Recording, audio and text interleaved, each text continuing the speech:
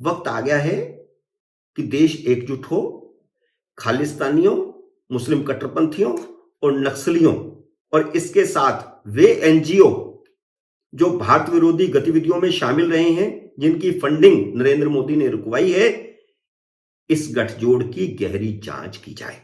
नमस्कार, स्वागत है आप सबका राजनीति के इस अखाड़े में। मेरा नाम है अजय सेतिया। मित्रों, संसद पर जो हमला हुआ उस पर मैं ये वीडियो 2 दिन बाद जानबूझकर बना रहा हूं, क्योंकि उसी दिन वीडियो बनाने का मतलब होता सिर्फ खबर। जब तक गहराई में जाकर के समझा ना जाए और इसके पीछे के मकसद को समझा ना जाए और इसमें किस किस के तार जुड़े हैं उसकी रिसर्च न की जाए, तब तक वीडियो बनाने का कोई अर्थ नहीं था। आज से 22 साल पहले 13 दिसंबर 2001 को जब संसद पर हमला हुआ था, उस समय मैं संसद के भीतर ही था। मैं अब भी संसद में रेगुलर जाता रहता हूं और 13 दिसंबर 2023 को भी संसद के भीतर जाने वाला था, लेकिन किसी काम की वजह से मैं रुक गया।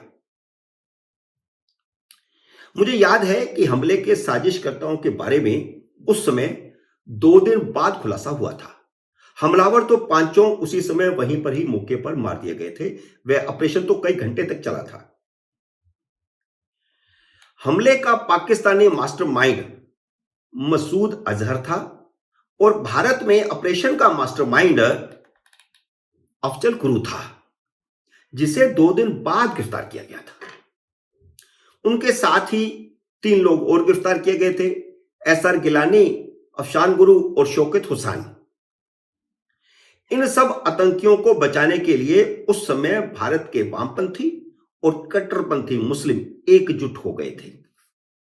अब पुराने अखबार निकाल कर देखिए, गूगल में जाकर सर्च करके देखिए, और ये प्रदर्शन भी हो रहे थे, अखबारों में लेख भी लिखे जा रहे थे, मीडिया का एक वर्ग भी उनको सहयोग कर रहा था। उन्होंने सुप्रीम कोर्ट तक पर दबाव बनाया और दबाव बना करके कामयाब हो गए।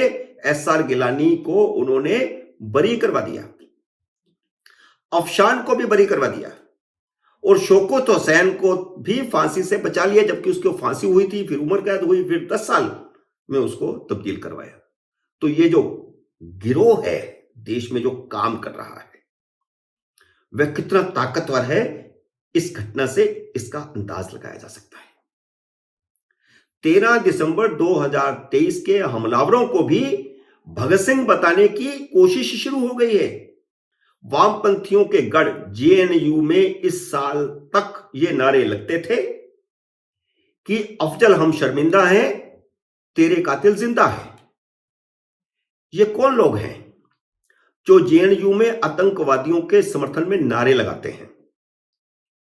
ये वो नक्सली छात्र हैं जो 2010 में दंतेवाड़ा में सीआरपीएफ के 76 जवानों के मारे जाने पर जेएनयू में झूम उठते हैं, जश्न मनाते हैं, क्योंकि इन 76 जवानों को उनके नक्सली साथियों ने मारा था।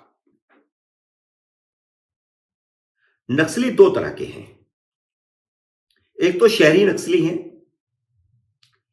जो पढ़े लिखे हैं, वे ज्ञान देते हैं, और दूसरे हैं जो बंदूक उठाते हैं और ये शहरी नक्सली उन बंदूक उठाने वालों को गुमराह करके उनसे बंदूक चलवाते हैं। तो देश जो है 2 तरह के नक्सलवाद से जूझ रहा है। पिछले कई सालों में जेएनयू में एक नया गठबंधन भी बन गया है। देश में जो कुछ हो रहा है उसे समझने के लिए जेएनयू में क्या चल रहा है उसे समझना जरूरी है।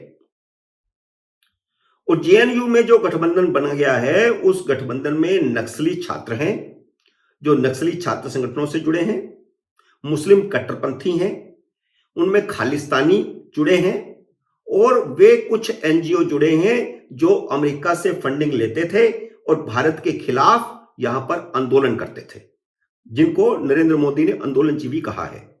और उन सब एनजीओ की छंटाई करके नरेंद्र मोदी ने उनकी फंडिंग पर रोक लगा दी है। और अब जो घटना हुई है वह भी एक एनजीओ से जुड़ी हुई है, जो संसद में हुई है। भारत तेरे टुकड़े होंगे वाले नारे के पीछे इन चारों साजिशकर्ताओं का हाथ है।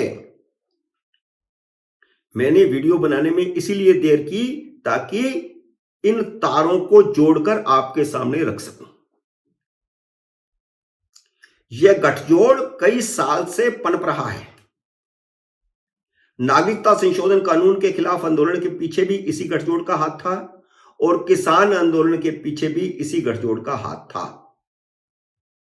इन दोनों आंदोलनों में खाना खिलाने का लंगर किसने लगाया था? अब आपको चीजें सारी समझ में आने लगी होंगी। इन सब के पीछे जेएनयू का लिंक था।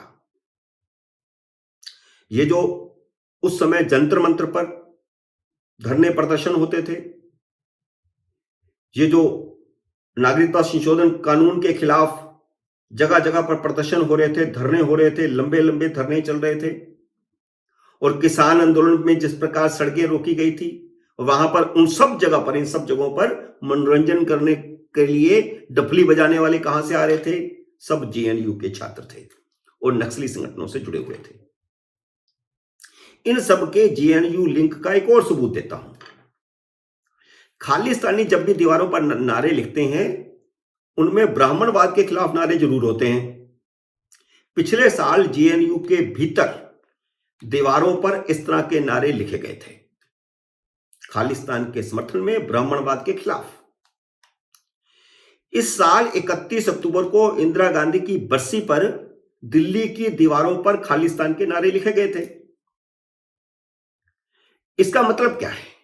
मतलब साफ है कि खालिस्तानियों का नया केंद्र जेएनयू बन चुका है। अमेरिका में बैठे कनाडा के नागरिक खालिस्तानी गुरपतवंत सिंह पन्नू ने 31 अक्टूबर को इंदिरा गांधी हवाई अड्डे को उड़ाने की धमकी दी थी। 31 अक्टूबर को इंदिरा गांधी की हत्या की गई थी। उसी गुरपतवंत सिंह ने 13 दिसंबर को संसद पर हमले की धमकी दी थी, और 13 दिसंबर वह दिन है जब 22 साल पहले संसद पर हमला हुआ था, और अमेरिका खुलेआम आतंकवादी पन्नू को संरक्षण दे रहा है। उस हमले के तार पाकिस्तान से जुड़े थे। सब जानते हैं कि 80 के दशक से खालिस्तानियों को पाकिस्तान का संरक्षण है, और पन्नू जो अब खालिस्तान का नया अवतार बना है, उसे अमेरिका संरक्षण दे रहा है, कनाडा संरक्षण दे रहा है, और पन्नू के मुद्दे पर, आतंकवादी के मुद्दे पर भारत की इन दोनों देशों से ठन गई है, क्योंकि ये दोनों देश आतंकवादियों को, खालिस्तानी आतंकवादियों को समर्थन दे रहे हैं। जब G20 हुआ था, उस समय प्रधानमंत्री नरेंद्र मोदी ने अमेरिका के राष्ट्रपति को 26 जनवरी 2024 के लिए विशेष अतिथि बनने का न्योता दिया था। लेकिन जब से यह टकराव शुरू हुआ है, उसके बाद वह न्योता रुक गया है। अब भारत ने लिखित में न्योता नहीं दिया है, और अमेरिका ने झेप मिटाने के लिए कह दिया कि उसके राष्ट्रपति के पास ये डेट्स नहीं है। तो एक नया टकराव पैदा हो रहा है, और उसको संसद पर हमले को जोड़िए। अब हम इस संसद पर हमले पर ही आते हैं। 2 हमलावर संसद के अंदर घुसे और 2 संसद के बाहर थे। चारों के तार वामपंथी आतंकवाद से जुड़ रहे हैं। क्या यह भगत सिंह फैन क्लब, ये भगत सिंह फैन क्लब क्या है जिसके चारों सदस्य हैं? वामपंथियों ने युवाओं को गुमराह करने के लिए भगत सिंह का नाम पकड़ रखा है, और पिछले 70 साल से यह ड्रामेबाजी चल रही है। युवाओं को लुभाने के लिए भगत सिंह का नाम लेते हैं और कहते हैं कि भगत सिंह वामपंथी था, जबकि इस तरह का कोई प्रमाण नहीं है कि भगत सिंह वामपंथी थे। वामपंथियों की किताबें पढ़ने से कोई वामपंथी नहीं हो जाता है। भगत सिंह आर्य समाजी थे, और आर्य समाजी यानी धार्मिक प्रवृत्ति का व्यक्ति कम्युनिस्ट नहीं हो सकता। क्या भगत सिंह फैन क्लब के तार, भगत सिंह के जो नए फैन हैं, आम आदमी पार्टी, उससे भी जुड़े हैं?